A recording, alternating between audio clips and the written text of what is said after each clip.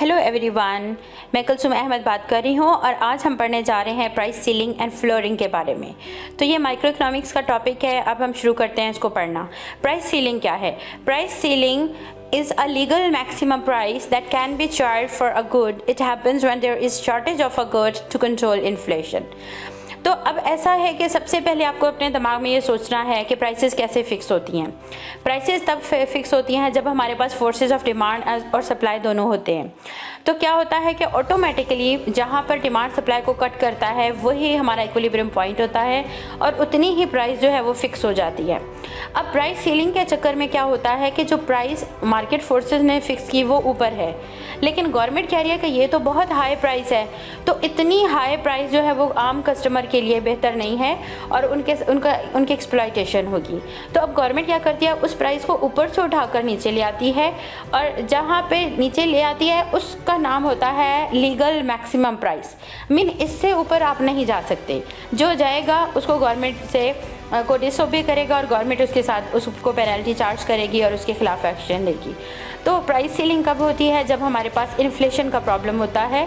और उसकी एग्जांपल्स क्या हैं? रेंटल हाउसेस, जैसे हम घर किराए पर लेते हैं। क्रेडिट कार्ड का इंटरेस्ट रेट, ज़ाहिर है अगर बहुत ज़्यादा क्रेडिट कार्ड का इंटरेस्ट रेट होगा तो हम तो उसको अफोर्ड नहीं कर पाएंगे ना। इसी तरह से वर्ल्ड वार 2 में बटर कंट्रोल करने के लिए प्राइस सेलिंग का यूज़ हुआ था। अब हम इसको डायग्रामेटिकली देखते हैं। सबसे पहले तो हमने क्वांटिटी और प्राइस ले लिया। क्वांटिटी को हम हमेशा एक्स एक्सिस पे रखते हैं जिसको हम डिपेंडेंट वेरिएबल बोलते हैं, और प्राइस को हम हमेशा वाई एक्सिस पे रखते हैं जिसको हम इंडिपेंडेंट वेरिएबल बोलते हैं।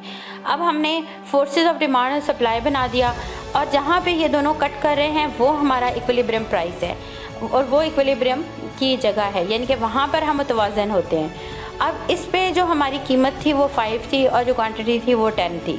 अब ऐसे में क्या है कि गवर्नमेंट ने जब इस चीज़ को ऑब्जर्व किया तो उन्होंने देखा कि भाई प्राइसेस आर वेरी हाई, इतनी हाई प्राइस अच्छा नहीं है आम कस्टमर के लिए।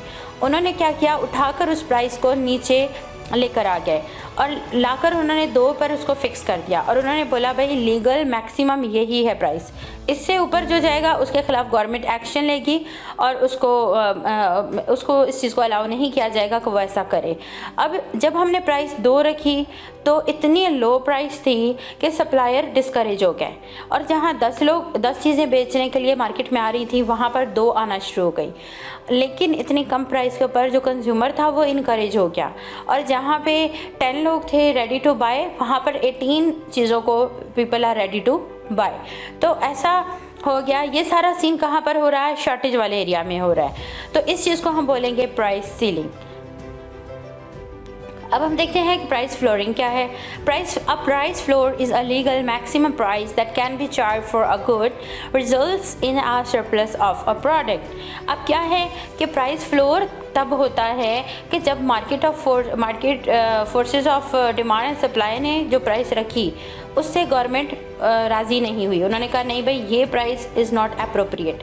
अब क्या करना है, इस प्राइस को उठाकर गवर्नमेंट ऊपर फिक्स कर देती है और वो कहती है वो लीगल मिनिमम है, उससे नीचे आप नहीं आ सकते। तो इसके एग्जांपल्स क्या हैं? Soya beans, milk, minimum wage, support for agricultural prices. अब मैं आपको मिनिमम वेज के बारे में बताती हूँ। देखिए हमारे पास कितने ज़्यादा मज़दूर हैं, जितने ज़्यादा सप्लाई है मज़दूरों की उतने ज़्यादा मज़दूरों की डिमांड नहीं है।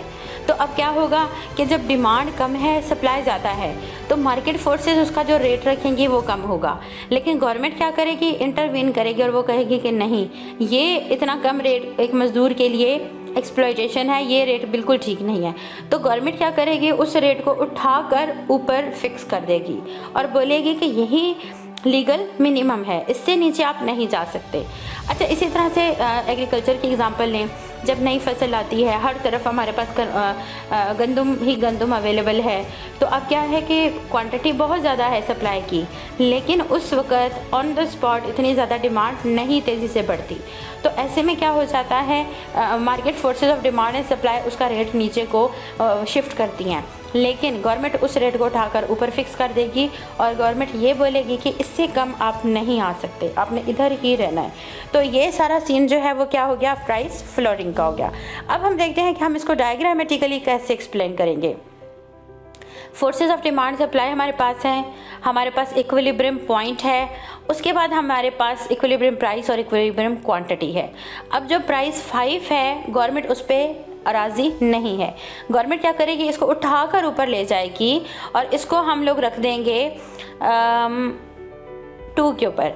तो अब 2 के ऊपर आपकी जो है वो प्राइस आ गई और 2 के ऊपर इतनी हाई प्राइस पर डिमांड करने वाले कम हो गए, यानी कि जहाँ पे 10 आइटम्स की डिमांड थी वहाँ डिमांड 2 आइटम्स की रह गई। जाहिर है इतनी हाई प्राइस है तो अब क्या ज़रूरत है हमें इतने ज़्यादा लोगों को हम हायर करते फिरें और इस तरह से हम करते फिरें। तो इसी तरह से सप्लाई जो है वो जहाँ पे 10 थी वहाँ से इंक्रीज़ होकर वो कहाँ पर चली गई, 18 के ऊपर चली गई। मीन्स बहुत ज़्यादा मज़दूर हैं, वो चाह रहे हैं कि हमें नौकरी मिले, वो अपने ज़्यादा से ज़्यादा आवर्स जो हैं वो काम के लिए एलोकेट करना चाह रहे हैं, लेकिन जो मज़दूरों को देने वाला है काम, वो जो है वो अपने उतने ज़्यादा लोगों को काम नहीं देना चाहता। तो ये सारा सीन हो जाता है और इस चीज़ को हम बोलते हैं, ये तब होता है जब हमारे पास मार्केट में सरप्लस होता है। और सरप्लस कब होता है, जब हमारी क्वांटिटी डिमांड कम हो और हमारी क्वांटिटी सप्लाई ज़्यादा हो। तो ये था आज का हमारा लेसन। अगर आपको मेरा ये लेक्चर पसंद आया तो please like, share and subscribe my channel. Thank you.